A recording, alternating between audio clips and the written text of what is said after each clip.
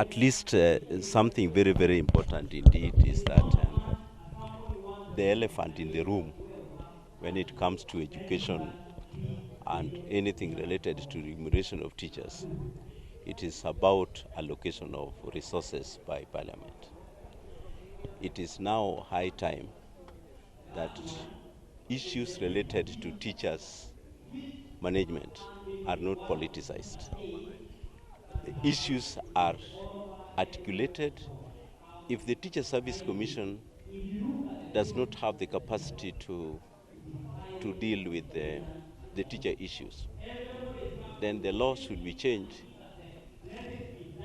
and or the law amended to grant the right institution to run the teacher issues.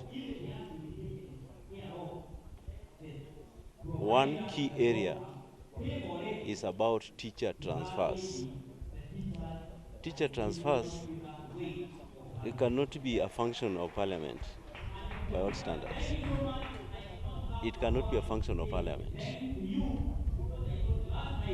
And we would not wish to deal with the Teacher Service Commission whose hands are fettered or whose functions are now taken to Parliament for deliberations unless they have gone overboard.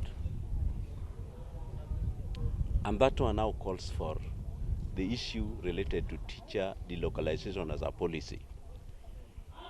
According to Employment Act, this is a national employment. A national employment authority is the Teacher Service Commission. Teachers must be employed where their services are required. Teachers are professionals, and therefore, considering their teachers as professionals and their issues being canvassed by Parliament, that Parliament is the one which is now deciding where teachers would be posted, would mean that we will be having challenges dealing with teacher management because some teachers cannot be removed from or cannot be moved from a particular environment because members of Parliament or other authorities want them to work elsewhere. Teachers are professionals, just like doctors. They cannot be surgeons in their own villages.